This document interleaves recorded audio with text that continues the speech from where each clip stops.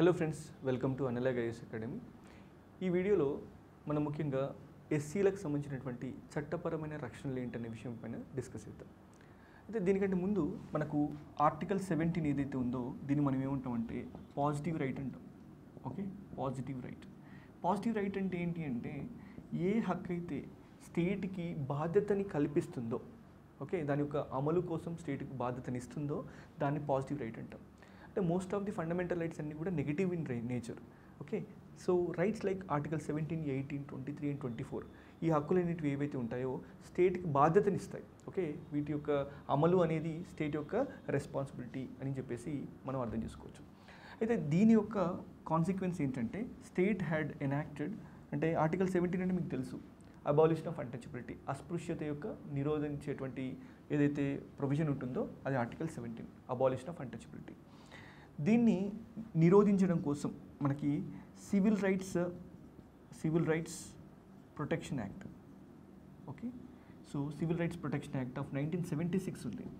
Okay, but it is insufficient to deal with this kind of cost based discriminations. ముఖ్యంగా untouchability అనేటువంటి ఒక అమానవీయమైనటువంటి చర్యని మనం నిరోధించాలంటే చాలా ప్రత్యేక లక్షణం ఉండాలి ఆ చట్టానికి. సో ఈ ప్రత్యేకత అనేది ఏ చట్టానికి ఉంది అంటే SC/ST అట్రాసిటీస్ ప్రివెన్షన్ యాక్ట్కి ఉంది, SC/STల వేధింపుల నిరోధక చట్టానికి ఉంది. అయితే మీరు అర్థం చేసుకోండి, ఇక్కడ దీన్ని ఏమంటున్నాం అంటే ఇలాంటి చట్టాలు ఏమంటామంటే స్పెషల్ లాస్ అంటాం. Okay, special laws. ఎందుకు స్పెషల్ లాస్ అంటే ఇవి చాలా ప్రత్యేకమైన చట్టాలు, ఇవి చాలా ప్రత్యేకమైనటువంటి చట్టాలు. నార్మల్గా తీసుకుంటే మనకు IPC ఉంటుంది, ఇండియన్ పీనల్ కోడ్. ఓకే, ఇప్పుడు మనకు తెలుసు భారత న్యాయ సంహిత అని కొత్త చట్టాలు వచ్చినాయి, బట్ ఇప్పుడైతే ప్రస్తుతానికి ఈ చట్టమే అమల్లో ఉంది. ఈ IPC తీసుకుంటే ఇది ఒక జనరల్ లా అనమాట, ఇది సాధారణమైన చట్టం, జనరల్ లా. సో ఈ జనరల్ లాలో SCలకు మరి STలకు ఎలాంటి ప్రత్యేకమైనటువంటి హక్కులు కానీ ప్రత్యేకమైనటువంటి సేఫ్ గార్డ్స్ కానీ ఈ IPCలో లేవు. ఎందుకంటే కుల వివక్ష అనేది చాలా చాలా తీవ్రమైనటువంటి ఒక క్రైమ్గా మనం భావించాల్సి ఉంటుంది. ఇది చాలా అమానవీయమైనటువంటి చర్య. సో ఇంత ఇన్హ్యూమన్ చర్యను మనం నిరోధించాలంటే ఒక ప్రత్యేకమైన చట్టం కావాలి. ఆ ప్రత్యేకమైన చట్టం అని ఎందుకు అంటున్నామంటే దీన్ని ముఖ్యంగా ఈ చట్టంలో ఉన్నటువంటి ప్రత్యేక ప్రొవిజన్స్ వల్ల దీన్ని ప్రత్యేక చట్టం అంటున్నాం. ప్రత్యేకమైన ప్రొవిజన్స్ ఏంటి అంటే, సో జనరల్గా this act defines what is the meaning of what is that insults, అంటే ఎలాంటి అవమానాలు ఈ SC/STలు ఎదుర్కొంటారు, ఆ ఇన్సల్ట్స్ అన్నిటిని కూడా ఒక రకంగా ప్రొహిబిటివ్ లిస్ట్లోకి తీసుకొచ్చింది. అంటే వాటన్నిటిని కూడా చట్ట ప్రకారం ఏం చేస్తుంది, నిషేధిస్తుంది. ఫర్ ఎగ్జాంపుల్, ఒక వ్యక్తిని కులం పేరుతో దూషించడం కానీ, లేదంటే ఆ కులానికి సంబంధించిన వ్యక్తిని కులం ఆధారంగా డిస్క్రిమినేట్ చేయడం కానీ, వాళ్ళని సామాజిక బహిష్కరణ చేయడం కానీ, లేదంటే ఆ కులానికి సంబంధించినటువంటి ఒక గొప్ప వ్యక్తిని, చనిపోయిన వ్యక్తిని కూడా నిందించడం కానీ, తద్వారా వాళ్ళ యొక్క ఆత్మగౌరవానికి భంగం వాటిల్లేలాగా చర్యలు తీసుకోవడం కానీ, ఇలాంటి వాటన్నిటిని కూడా క్రైమ్స్ అనేటువంటి కేటగిరీలో ఈ చట్టం తీసుకొస్తుంది. అందువల్ల దీన్ని ఏమంటున్నాం, స్పెషల్ లాస్ అంటున్నాం.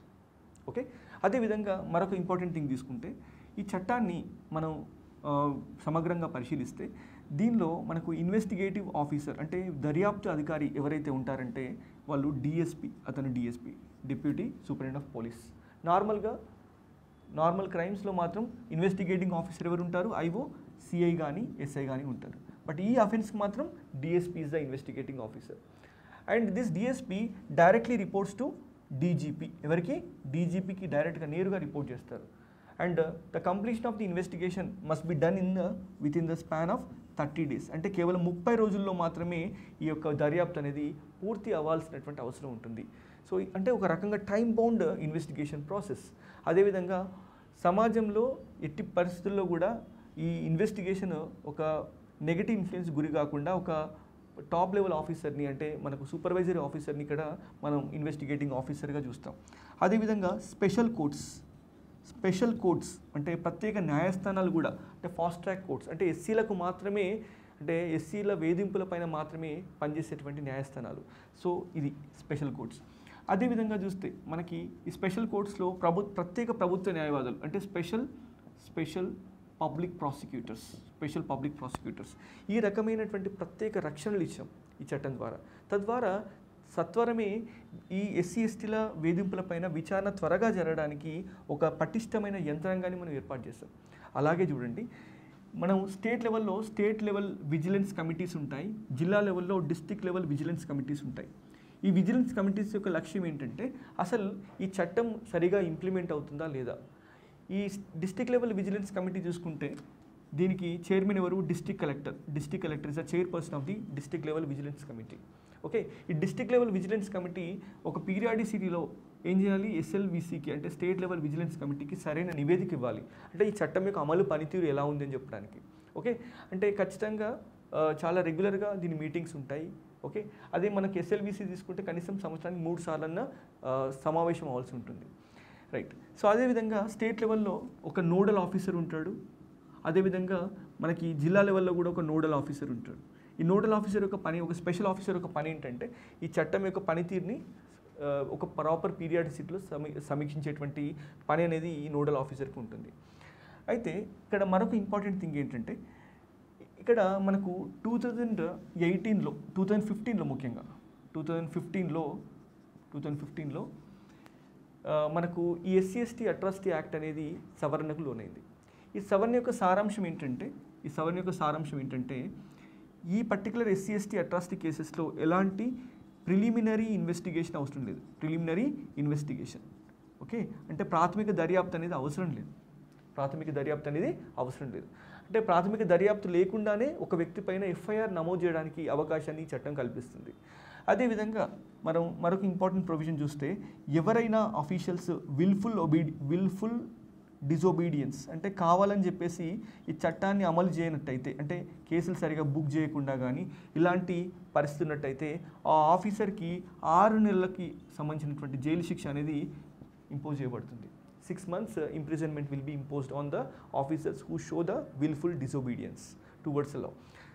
ఓకే, అదేవిధంగా ఈ చట్టం యొక్క మరొక ఇంపార్టెంట్ ప్రత్యేక లక్షణం ఏంటంటే ఎవరైతే విక్టిమ్స్ ఉంటారో, ఓకే, ఈ పర్టికులర్ అట్రాసిటీస్లో ఉన్నటువంటి విక్టిమ్స్కి మానిటరీ కంపెన్సేషన్ అంటే ఆర్థిక సహాయం ఇవ్వడం కూడా ఈ చట్టం యొక్క లక్ష్యం. ఓకే, అయితే ఇక్కడ 2018లో మనకి 2018 సంవత్సరంలో Kashinath Mahajan versus Union of India కేసులో సుప్రీంకోర్టు ఏం చెప్పిందంటే ఈ ప్రాథమిక దర్యాప్తు లేకుండా ఒక వ్యక్తిని అరెస్ట్ చేయడం కానీ లేదంటే కేసు బుక్ చేయడం కానీ FIR బుక్ చేయడం కానీ ఇది రాజ్యాంగ విరుద్ధంగా ప్రకటించింది. ఈ కేసులో Kashinath Mahajan versus Union of India కేసులో అంటే there must be preliminary investigation before the crime is booked upon the person. ప్రాథమిక దర్యాప్తు అనేది అవసరం. రైట్. నెక్స్ట్ ఇంపార్టెంట్ థింగ్ ఏంటంటే యాంటిసిపేటరీ బెయిల్ అంటే ముందస్తు బెయిల్ నిరాకరించడం కూడా రాజ్యాంగబద్ధం కాదు అని చెప్పేసి యాంటిసిపేటరీ బెయిల్ అంటే ముందస్తు బెయిల్ కూడా ఖచ్చితంగా ఇవ్వాలి. ప్రీ అరెస్ట్ బెయిల్ వ్యక్తి పైన కేసు బుక్ అయిన తర్వాత తనని అరెస్ట్ చేయకుండా ఉండేందుకు కోర్టు కల్పించేటువంటి రక్షణ ఏంటి, యాంటిసిపేటరీ బెయిల్. సో ఈ రక్షణ కూడా ఖచ్చితంగా అందుబాటులో ఉండాలని చెప్పేసి చెప్పింది. ఓకే, సో ఈ రకమైనటువంటి విషయాలపైన సుప్రీంకోర్టు తీర్పు ఇచ్చిన తర్వాత మళ్ళీ ఏం చేస్తామంటే 2018లో మరొక సవరణ తీసుకొచ్చాం. ఆ సవరణ ప్రకారం ఖచ్చితంగా కూడా ఏం చెప్పామంటే ప్రిలిమినరీ ఇన్వెస్టిగేషన్ ఉండకపోవడం అనేది తప్పేం కాదు. అంటే there is no provision for preliminary investigation in the case of SC/ST cases అని చెప్పేసి మళ్ళీ పార్లమెంట్ ఏం చేసింది, సుప్రీంకోర్టు ఇచ్చిన తీర్పుని ఓవర్కమ్ చేస్తూ సవరణలు తీసుకోవడం జరిగింది.